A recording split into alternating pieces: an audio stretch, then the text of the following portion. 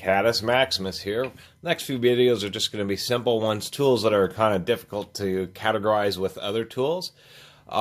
This is going to be scratch awls and scribes, as well as cotter pin tools. Instead of just doing these individually, since I had only a few of each, we're doing kind of both in the same video. Scratch awls are exactly that. They are tools that you use when you need to scribe a line into something, say a piece of metal when you're trying to cut it, or to provide a small point. We got a piece of brass here, so they're always really pretty hard tools, and they easily will scratch just about anything, except for hardened steel. This is a older Husky USA one, so they're pretty common to use. We have a nice large crane. This one is actually designed to be used as both a scratch awl for scribing lines, of course, as well as a center punch. And see, the steel rod goes all the way through the handle, so you can actually use it and hammer it just like a center punch.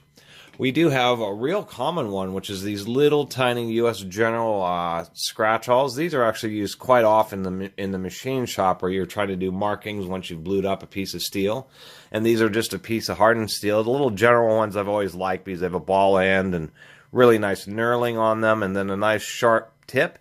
And you can reuse these multiple times. They're built like a center punch, where they're annealed on the back portion and very hard on the front portion. And they generally come with a nice little rubber tip, just because they can be very sharp, and they need to be. This little guy is actually out of a carpenter's square. Many nicer carpenter's squares also include little scratch awls. This one happens to be just a real fine needle point, so if you need to make little lines or markings in smaller objects or in tight areas, I found that this little guy has actually been quite handy, and that's kind of why I have one of these just by itself. Plus, it has a nice little knurled press fit handle on it, or knob on it. The other thing that we're doing in this video is cotter pin tools. So cotter pins are those split pins, and I was trying to... It seems half the time I do these tools, I don't have anything to demonstrate with them. And it happens to be the case right now with cotter pins. I don't know where I put all my cotter pins. I do have a collection of them. But cotter pins are used to secure various things, such as special types of bolts known as pins, and they have a hole drilled in them, and then they have this piece of metal which is folded over and looks like it has a little eye on the end. It goes over, and then you bend each of the tabs, and it secures it. People do use them quite often, say on front axles of front-wheel drive cars. Very common to find cotter pins. And so these are cotter pin tools. This tool actually isn't intended to be used as a cotter pin tool, but it's what I have used it for and why I'm including it here. This is actually was sold by Harbor Freight as a General Motors headlight spring tool.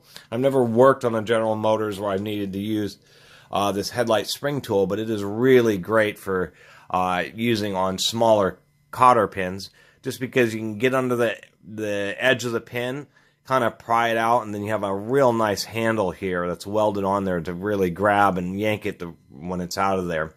You usually use a pair of pliers to bend the little tabs back, but they're never perfectly straight, and you're either tapping on them or trying to pry them out. And this thing is just great because you can get to the eye, you can leverage it out some, and then the hook just allows you to yank it right on out. And that's the same thing that I use this hook for. It's very similar to actual cotter pin removal tools. You're able to get this into the eye, start prying it out until you get it deep enough, and then you can yank it through. And this tool does work pretty well because the steel handle actually goes all the way through the piece of wood, and then has this tine that is bent over. So if you're using this under heavy twisting forces or pulling forces, this holds together pretty well, and I've really liked using it for that. These are what actual cotter pin tools look like. They're a little bit strange because they have these real strange bends in them, which is supposedly supposed to make it easier to wrench out cotter pins. They've always had this interesting little effect when they do bend them. They have this little scalloping, kind of like a snake or something like that. And then these are just the same as the same uses as I use the rest of these tools for, but these are for once you've bent the legs of the cotter pin over, you get this jam in the cotter pin, and you're able to pry and wrench it out and get it loose and then be able to yank it. This is an older Husky USA. And these are actually advertised as Cotter pin extractors. So these really are. So I had a few friends who are like, you know, those aren't Cotter pin tools. These are actually what are sold as Cotter pin extractors. We have that Husky, and then we have older Rigid USA. I don't even know if these Rigids are American made anymore. But they're pretty nice too. I've actually ended up using this Rigid a bit more than the Husky because there tends to be greasy situations where you're working with Cotter pins, and I kind of like the way the Rigid handle, being that kind of tapered design, just feels a little bit better. It's a little bit softer and easier to deal with, and it's actually held up pretty well. I've used this one quite a bit, and it hasn't had any issues. And I'm just quite aware that, you know, you don't pry when it's the Cotter pin's right at the very tip of the tool, because that's a good way to bend it. You try to drive it down to where it's closer to the angle before you start prying the Cotter pin out. Anyway, that was just a quick, or this is just a quick video of scratch awls and Cotter pin tools, and even not specifically designed for Cotter pins, but work well. Just to add another entry to the tool database and show people when somebody's talking about Scribes or scratch awls. Scratch awls tend to be Scribes that that are heavier duty and have larger handles on them, where Scribes tend to be very small, such as this little thing or this US General Scribe, where you're just making light scratches, say, and bluing on metal parts in a machine shop. Anyway, that's the end of this video, and I really appreciate everybody watching and subscribing. And if you haven't subscribed, please do. Catus Maximus out.